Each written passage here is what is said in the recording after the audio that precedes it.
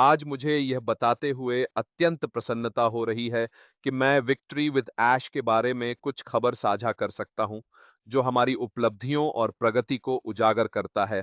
और ये संख्या उस माइलस्टोन की है जिसे हमने अभी-अभी विक्ट्री विद ऐश में पार किया है। 5,000 व्यक्तिगत लोग, यानी आधा मिलियन, बहुत चिंताजनक संख्या है।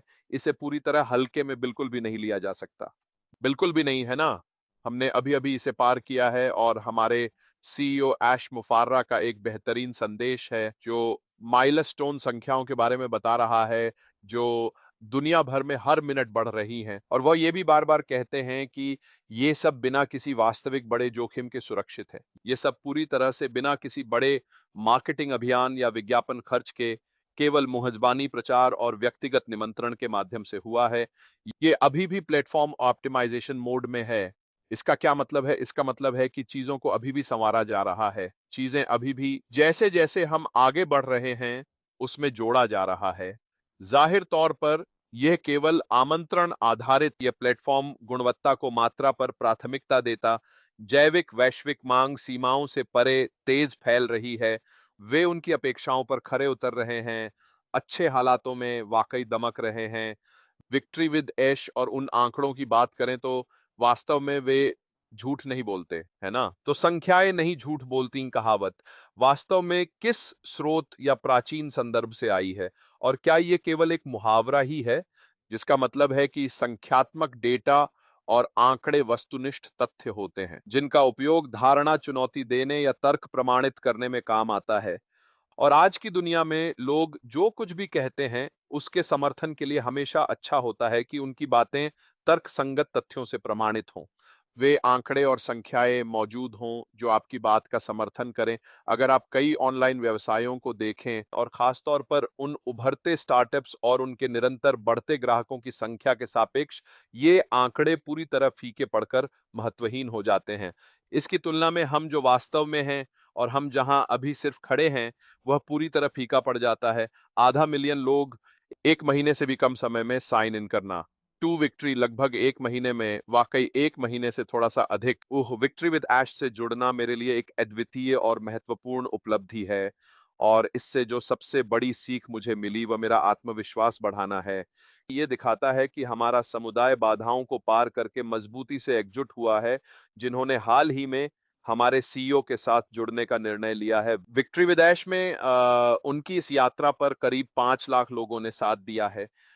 ये वाक़ई अद्भुत नज़ारा है। ये भी दर्शाता है कि जहां लोग पक्षपाती हो सकते हैं, संख्याएं एक निष्पक्ष और सत्यनिष्ठ वास्तविक सच, स्पष्ट और निष्पक्ष प्रतिनिधित्व किया जाना चाहिए।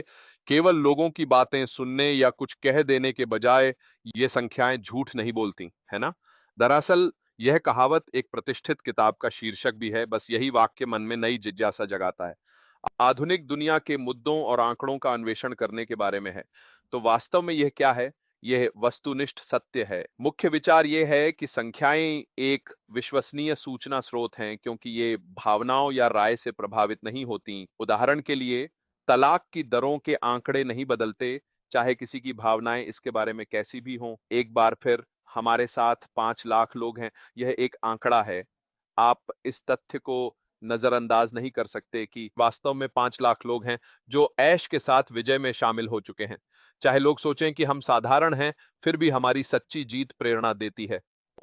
हमें अभी बिल्कुल भी पता नहीं है कि हम क्या कर रहे हैं या क्यों कर रहे हैं। हम पागल हैं और बाकी सब कुछ।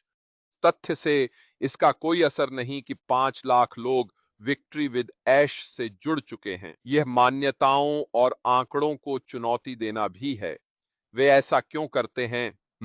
यह अक्सर चौंकाने वाले या तर्क विरोधी होते हैं, जिससे श्रोता या पाठक भ्रमित हो जाते और सोचने पर मजबूर हो जाते। तथ्यों को पेश करने में इस्तेमाल होता है। उदाहरण के लिए, जबकि इलेक्ट्रिक कारें स्वाभाविक रूप से लाभकारी लगती हैं, आंकड़े दिखाते हैं कि उनके उत्पादन में अभी भी पर्याप्त जीवाश्म ईंधन की जरूरत होती है, जो इस विचार को चुनौती देता है कि वे अभी एक परिपूर्ण समाधान हैं, एक दूसरे को चुनौती देता है। ये तथ्य झूठ नहीं बोलते, है ना? यही तथ्य हैं। तो एक बार फिर वैज्ञानिक दृष्टिकोण से इकट्ठा किए गए आंकड़े और संख्याएं हमेशा सत्य की कसौटी साबित होती हैं। चाहे बाहर कितना भी शोर हो, लोग अनगिनत बातें कर रहे हों और नाना प्रकार के आकलन निकाल रहे हों, लोगों ने तो खूब सारी बातें कह दी हैं, है ना? ये सब हमारी सीईओ के साथ यात्रा का हिस्सा है। और फिर अपनी सीईओ से यह जानकारी पाकर हमें सच में उत्साह मिलता है कि हम सही जगह, सही लोगों के बीच हैं। फिर से सभी योग्य व्यक्ति जुड़ रहे हैं। विक्ट्री विद ऐश के बावजूद संदर्भ महत्वपूर्ण है। संख्याएं स्वयं अपर्याप्त होती, याद रखें, ये निष्पक्ष व वस्तुनिष्ठ होती हैं, किंतु उन्हें जिस प्रकार प्रस्तुत एवं व्याख्यायित किया जाता है वह भ्रामक भी हो सकता है। फिर भी डेटा के संदर्भ व स्रोत ध्यान रखकर सटीक निष्कर्ष निकालना जरूरी। मेरे ख्याल से इस पूरे मामले में चूंकि हम जितने विश्वसनीय लोगों को वास्तविक रूप से जानते समझते हैं, हमें पूरी तरह पता है कि ये आंकड़े वैध हैं। हमें पता है कि ये आंकड़े सच्चे हैं, उन्हें मोड़कर पेश करने का कोई मतलब नहीं है। आखिर इसका क्या फायदा? हम अभी तक सार्वजनिक नहीं हुए हैं, हम अब तक उस बड़े खतरनाक खुले संसार में नहीं गए हैं, तो फिर क्यों ऐसी बातें कहें जिनकी कोई जरूरत नहीं है? ये आंकड़े कभी झूठ नहीं बोलते। मुझे लगता है कि मील के पत्थर की अहमियत वाकई समझना जरूरी है दोस्तों, क्योंकि ये एक मील का पत्थर है कि अलबत्ता 5 लाख लोग पहले ही वहां मौजूद हैं या प्रवेश द्वार के समीप बेचैन लंबा इंतजार कर रहे हैं। यह जब विक्ट्री विद ऐश के लर्निंग एरिया में छात्रों के साथ व्यावहारिक सत्र होगा, तो यह वास्तव में अद्भुत होगा। हम सभी अपनी अपनी व्यक्तिगत यात्राओं में अग्रसर हैं।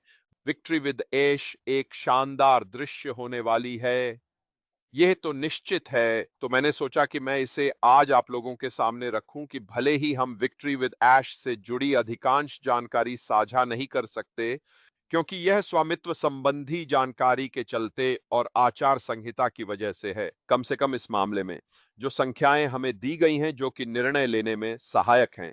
सार्वजनिक जानकारी निश्चित रूप से जश्न मनाने लायक है और हम सभी के लिए यह जानना कि हम सही जगह पर हैं, हमारे सीईओ ऐश मुफारा के साथ और हमारी ब्रिज विक्ट्री विद ऐश जो आगे बढ़ रही है उस बड़े बुरे खूबसूरत वह साझा सपना जिसे देखने के लिए हम सभी उत्सुक हैं। लेकिन पहले हमें कुछ सीखना है और हम उत्सुकता से इंतजार कर रहे हैं कि यह सब कैसे आकार लेगा। और जाहिर है कि हम सब तब तक इंतजार करेंगे और वह जानकारी तभी प्राप्त करेंगे जब हमें इसकी जरूरत होगी।